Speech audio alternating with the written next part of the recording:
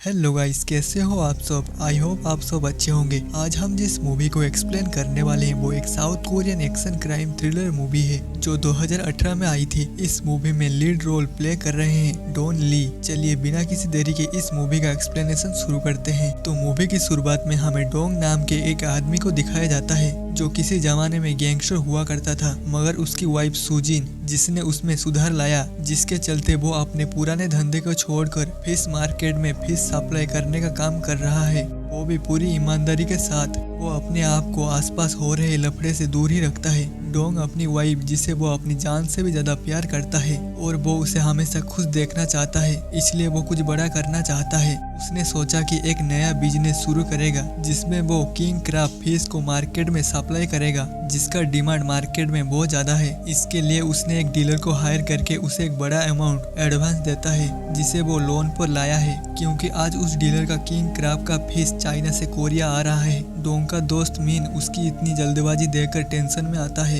Dong की wife Sujin, जिसे इस बात का पता नहीं होता, जो सुबह एक नर्सरी होम में काम करती है और शाम को पार्ट टाइम एक रेस्टोरेंट में। एक रात रोज की तरह डोंग सुजिन को रेस्टोरेंट से पिक करके घर ले जा रहा होता है।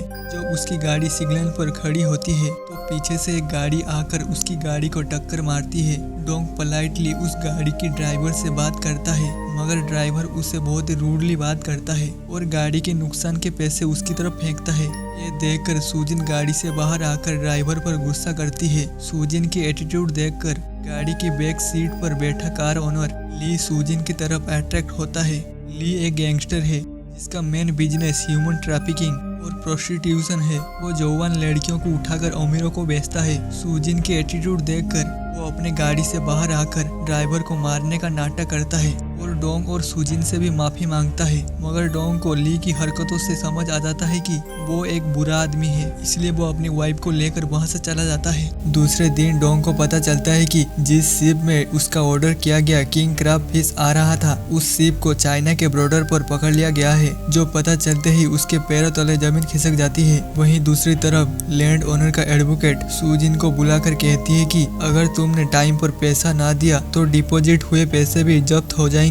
इस बात से सुजिन बहुत टेंशन में आ जाती है। उसी दिन सुजिन का बर्थडे भी होता है, तो डोंग अपनी प्यारी वाइफ को एक बड़े से रेस्टोरेंट में डिनर के लिए ले जाता है। जो देख सुजिन परेशान हो जाती है कि एक तरफ पैसे की प्रॉब्लम है और डोंग इस तरह से पैसा उड़ा रहा है। डिनर के दौरान डोंग सबसे महंगी डिश किंग क्रैब ऑर्डर करता है जो सुजिन को पसंद नहीं आता। डोंग अपनी वाइफ को कम्फर्ट करने लगता है और कैजुअल बातचीत के दौरान डोंग फाइनली बता देता है कि उसने किंग क्रैब का बिजनेस स्टार्ट किया है, जिस वजह से उसने बैंक से लोन लेकर इन्वेस्ट किया है। ये सब सुनकर सुजिन का दिमाग घूम जाता है। ऐसी सिचुएशन में भी डोंग को चिल देखकर सुजिन समझ नहीं पाती कि उसके पति को क्या कहना चाहिए। सुजिन अंदर ही अंदर आग बबूला हो जाती है, तो डोंग उसे कहता है कि वो अपनी वाइफ को एक लग्जरी लाइफ देना चाहता है, इसलिए उसने इतना बड़ा स्टेप लिया। जो सुन सुजिन को रोना आ जाता है। डोंग अपनी वाइफ का बर्थडे केक लेने के लिए चला जाता है, लेकिन वो वापस आकर देखता है कि सुजिन जा चुकी थी। डोंग उसे बार बार फोन करता है, जिसके रिप्लाई में सुजिन एक मैसेज करती है कि हम घर पर इस बारे में बात करेंगे, और इसी तरह से डोंग का डिनर प्लान फेल हो जाता है। जब सुजिन घर में होती है और अपनी और डोंग के साथ बिता हुए पलों को याद कर रही होती है,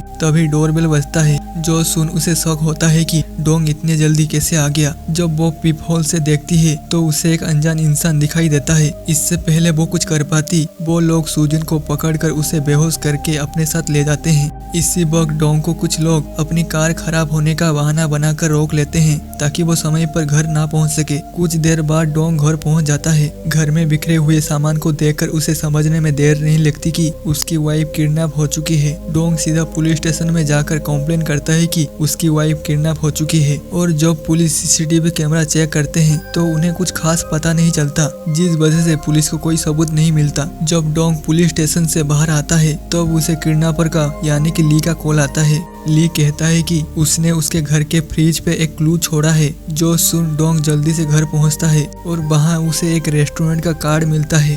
अब डोंग उस रेस्टोरेंट में पहुंचता है जहां उसे एक रिजर्व टेबल पर एक फोन और एक बड़ी सी बैग दिखाई देता है। तभी उस फोन पर ली का कॉल आता है। ली उसे कहता है, मैं तुम्हारी वाइफ को रख रही हूँ और मैं तुम्हें उसकी कीमत दे रही हूँ जो उस बैग में है। डोंग जब उस बैग को खोलता है तो उसमें ढेर सारा पैसा होता है। जो देख डोंग गिड़गिड़ाते हुए ली से कहता है, मुझे पैसा नहीं चाहिए, मुझे मेरी वाइफ चाहिए। जो सुन ली कहता है, तुम्हारी वाइफ बहुत महंगी है और उसके लिए मुझे बहुत अच्छा पैसा मिलेगा। और रही बात प्यार की, तो पैसा हर प्यार को खरीद सकता है। इतना कहते ही ली फोन काट देता है। अब डोंग पैसे की बैग लेकर पुलिस स्टेशन पहुंचता है, मगर पुलिस के बर्ताव से उसे पता चलता है कि वो लोग इस केस में ज्यादा इंटरेस्टेड नहीं है। पुलिस पैसे की बैग को अपने एविडेंस रूम में जमा करा लेती है। तभी डोंग की नजर वहां लगे एक बोर्ड पर मिसिंग लड़कियों के फोटो पर पड़ती है जो कई दिनों से लापता है। डोंग नहीं चाहता है कि उसकी वाइफ की फोटो भी उन लड़कियों की तरह सालों तक यहाँ लगी रहे। अब डोंग को समझ आ जाता है कि अगर उसे अपनी वाइफ को ढूंढना है तो उसे अनस्टॉपेबल बनना पड़ेगा। सबसे पहले वो अपने बॉस के ऑफिस में जाके उसके आदमियों की पिटाई करता है और अपना पैसा वसूलता है। फिर वो एक प्राइवेट डिटेक्टिव के पास जाकर पैसे दिखाकर ली के बारे में इंफॉर्मेशन निकालने के लिए कहता है। डोंग डिटेक्टिव को सिर्फ एक दिन का मोहलत देता है। उस रेस्टोरेंट के सीसीटीवी फुटेज से डिटेक्टिव को पता चलता है कि जिस आदमी ने पैसे की बैग रखी थी उस आदमी का कार का नंबर क्या था। कार के नंबर से वो आदमी का एड्रेस निकालता है। जब डोंग उस आदमी के घर पहुंचता है तो उसे पता चलता है कि उस आदमी ने पैसे के लालच में अपनी कार की नंबर प्लेट बेच दी थी। वो आदमी डोंग को एक गैम्बलिंग डेन का एड्रेस देता है। अब डोंग अपनी टीम के साथ उस गैम्बलिंग डेन में पहुंचता है जो एक लेडी माफिया के अंडर है। पहले तो वो लेडी इंफॉर्मेशन देने से साफ इनकार करती है और अपने आदमियों को डोंग को मारने भेजती है, मगर डोंग जो एक साथ 10 लोगों का ताकत लेके घूमता है वो उन छोपरियों को आराम से मार गिराता है। अब डर के मारे वो लेडी डोंग को बताती है उसने कार की नंबर प्लेट एक इंपोर्ट एक्सपोर्ट का काम करने वाले आदमियों को दे दी थी। लेडी डोंग को एक क्लब का कार्ड देती है जहां उस आदमी का आना जाना है। डोंग उस क्लब में जाता है और इन्वेस्टिगेशन करता है, मगर उसके हाथ कुछ नहीं लगता। जब वो क्लब से निकल रहा होता है तो उसे एक वैन दिखाई देती है। वैन से बाहर निकले आदमी को देखकर डोंग को कुछ याद आता है। उसे याद आता है कि ये वही आदमी है जिसने किरणा वाली रात अपनी गाड़ी खराब होने का बहाना बनाकर उसका रास्ता रोका था। डोंग उस गाड़ी के पास जाकर देखता है तो उसे रेस्टोरेंट का कार्ड भी मिलता है जहां किडनैपर ने पैसे छोड़े थे। अब डोंग उस आदमी से पूछताछ करने जाता है, मगर वो आदमी डोंग के हाथों से बच निकलने में कामयाब होता है। इसी दौरान पुलिस को एक लाश मिलती है। डोंग को आइडेंटिफिकेशन के लिए बुलाया जाता है, मगर थैंकफुली वो उसकी वाइफ नहीं होती। टीम से डोंग को पता चलता है कि वो मरने वाली लड़की 2 साल पहले किडनैप हुई थी। उस टाइम वो कोमा में थी। उसके किडनैप होने से मीडिया में बहुत बड़ा इशू हुआ था, मगर पुलिस कभी किडनैपर को पकड़ नहीं पाई।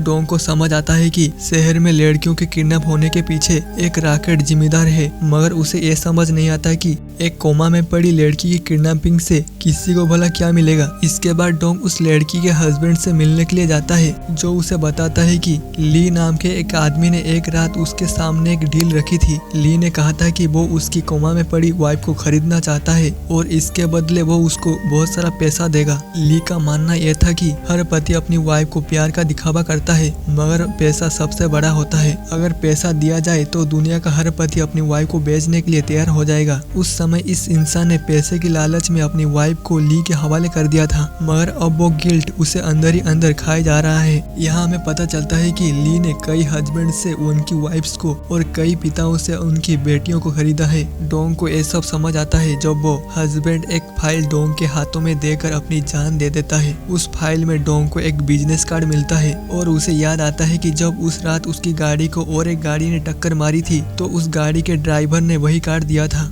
डोंग उस कंपनी में जाता है और उस आदमी की पिटाई करता है। फिर वो उसे ली के बारे में पूछता है। इधर ली को भी इस बात का पता चल जाता है, तो ली खुद डोंग को वीडियो कॉल करके कहता है, अगर तुमने मेरे उस आदमी को तुरंत नहीं मारा तो मैं सूजिन को मार दूंगा। जो सुन डोंग के दिल की धड़कन तेज हो जाती है। ली सूजिन को पानी में डुबाने की कोशिश करता है, जो देख डोंग उसे बचाने के लिए अपने कब्जे में रखे ली के आदमी को मारने का नाटक करता है। ली डोंग से कहता है अगर वो उसका पैसा वापस करेगा तो ही वो उसकी वाइफ को वापस करेगा।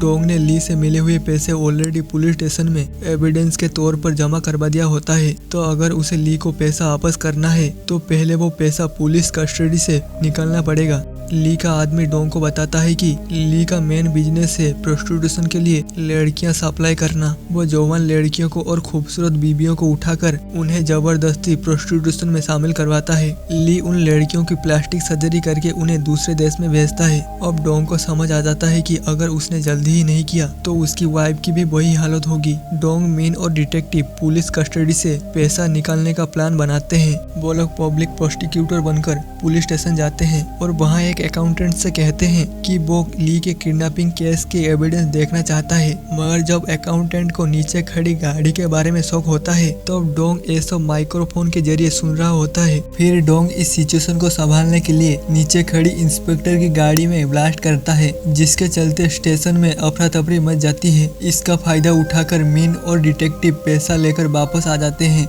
अब डोंग ली को कॉल करके कहता है कि उसे पैसा मिल गया है तो अब वो उसके बदले उसकी वाइफ को वापस करे। यहाँ ली को एहसास हो जाता है कि डोंग हार मानने वालों से नहीं। फिर ली डोंग से कहता है, अगर तुम इतने बड़े तीसमार खान हो तो मेरा पता ढूंढ निकालो और मेरे पास आकर अपनी वाइफ को ले जाओ। इसी बीच ली के कब्जे में फंसी सुजिन एक लड़की के मदद से विंडो की ग्रिल तोड़कर भागने की कोशिश करती है, मगर पुलिस स्टेशन पहुँचने से पहले ली वापस से उसे पकड़ लेता है। दूसरी तरफ डोंग ली की फोन को ट्रैक करके उसके हाइडआउट का पता लगा लेता है और एक पुराने होटल में पहुंच जाता है। वहां वो होटल के अंदर घुसकर हर एक आदमी को बहुत ही बेरहमी से मारते हुए आगे बढ़ने लगता है। डोंग की 2.5 किलो के हाथ से कोई बच नहीं सकता, ये तो हम सभी जानते हैं। ली के आदमी लड़कियों को एक्सपोर्ट करने के लिए ले जाने की तैयारी करते हैं, मगर डोंग के जीते जी ये सब हो सकता है क्या? यहाँ से उनको दूसरे देश में भेजा जाने वाला होता है, मगर यहाँ डिटेक्टिव और मीन उन पर हमला करके पुलिस को बुलाते हैं और उन लड़कियों को बचा लेते हैं, मगर उनमें सुजिन नहीं होती। अब डोंग सुजिन को ढूंढने निकलता है, तभी सामने से ली की गाड़ी आती है। दोनों आमने सामने गाड़ी रोकते हैं। इतने में ली के आदमी उसे कॉल करके कहते हैं पुलिस ने उनके हाइडआउट पर छापा मारा है। जो सुन ली गुस्से से आग बबूला हो जाता है और फिर होना क्या था, एक इंटेंस कार से शुरू हो जाता है। ली यहाँ डोंग को प्रभु करता है और इन दी एंड इन दोनों की गाड़ियाँ एक दूसरे से टकराकर पूरी तरह से डैमेज हो जाती है। ली कुल्हाड़ी लेकर डोंग को मारने की कोशिश करता है, मगर डोंग उसे बुरी तरह से पीट कर उसको उसकी औकात दिखा देता है। फिर डोंग ली की गाड़ी से सुजिन को बाहर निकालता है। फिर सुजिन डोंग को देखकर उससे लिपट जाती है।